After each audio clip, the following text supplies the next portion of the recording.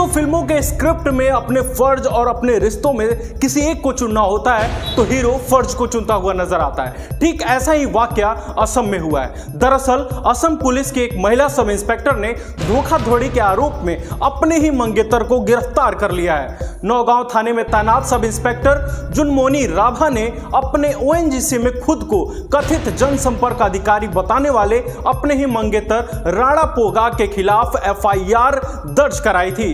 फिलहाल नौगांव पुलिस राणा को 2 दिन के पुलिस हिरासत में लेकर पूछताछ कर रही है। आइए पूरा मामला जानते हैं। कुछ महीने पहले भी इस महिला सब इंस्पेक्टर ने एक सत्तारूढ़ बीजेपी विधायक को फोन पर करारा जवाब दिया था, जिसके बाद मीडिया में खूब चर्चा हुई थी। पिछले साल अक्टूबर में जुनमोनी और राणा की सगाई हुई थी और इस साल नवंबर में दोनों शादी करने वाले थे।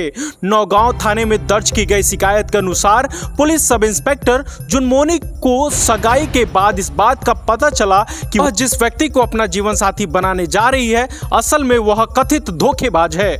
शिकायत के अनुसार आरोपी पोगाग ने अपनी पहली मुलाकात के दौरान जुनमोनी को ओएनजीसी में जनसंपर्क अधिकारी के रूप में परिचय दिया था, लेकिन सगाई के बाद जुनमोनी को कई ऐसे सबूत मिले जिससे अपने मंगेतर पर वह शक करने लगी। जब वह इस बारे में ज्यादा छानबीन की तो यह पता चला कि वह कई धोखाधड़ी के मामलों में संलिप्त है। उसने कई लोगों को नौकरी देने के झूठे झांसे से करोड़ों रुपए ठगने के आरोप भी लगे हैं। शिकायत के अनुसार आरोपी पोगाग ने अपनी पहली मुलाकात के दौरान जुनमोनी को ओएनजीसी में जनसंपर्क अधिकारी के रूप में परिचय दिया था, लेकिन सगाई के बाद जुनमोनी को कई ऐसे सबूत मिले जिससे वो आगे मंगेतर पर शक करने लगी। जब वह इस बारे में पूछताछ की तो पता चला कि वह कई धोखाधड़ी के मामले में शामिल थे। आइए जानते हैं कि असम पुलिस की सब इंस्पेक्टर जुनमोनी आरोपी पोगाग के प्यार के जाल में कैसे फंसी।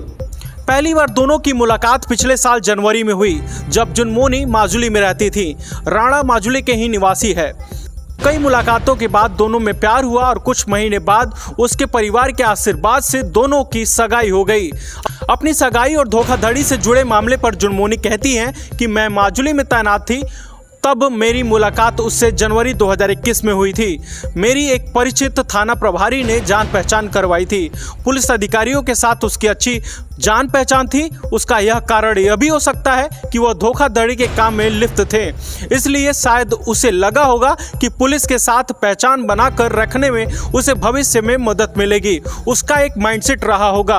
वह आगे बताती है कि इस तरह हुई जान पहचान के बाद उन्होंने मुझे शादी का प्रस्ताव दिया। मैंने कहा कोई दिक्कत नहीं है, लेकिन घर वालों के साथ इस बारे में बात करनी होगी। फिर हम दोनों के घर वाले मिले और बात पक्की हो गई। कुछ दिन बाद हमारी सगाई हो गई। इसी बीच मेरा तबादला नौगांव हो गया, लेकिन यहाँ आने के बाद उसके काम से जुड़ी कुछ बातों को लेकर मुझे शक हुआ। राणा पोगाग का पूरा फांडा कैसे फूटा, कैसे पूरी धोखाधड़ी की सच्चाई सामने आई, चलिए जानते हैं। बिना किसी का नाम लिए जुनमोनी ने इस पूरे मामले में उसकी मदद करने वाले 3 लोगों को शुक्रिया अदा किया, जिन्होंने राणा की तमाम जानकारियां सबूतों के साथ उन्हें ला कर दी।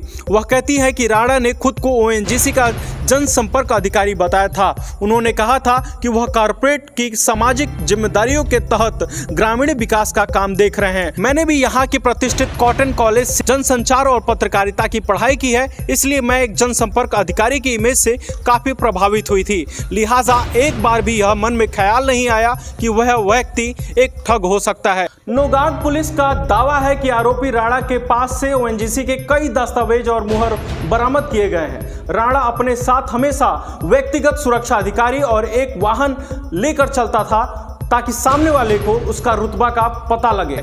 आरोपी राणा की धोखाधड़ी की जानकारी देते हुए जुनमोनी ने कहा कि उसने जिस व्यक्ति से 25 लाख रुपए ठगी किए थे, उसने खुद आकर मुझे राणा की सारी करतूत बताई है। जब मैंने इस बारे में राणा से लगातार पूछताछ की तो सारा सच सामने आ गया। चूंकि मेरे साथ उसने इतना बड़ा धोखा किया है तो उसकी सजा तो उसे मिलनी ही चाहिए।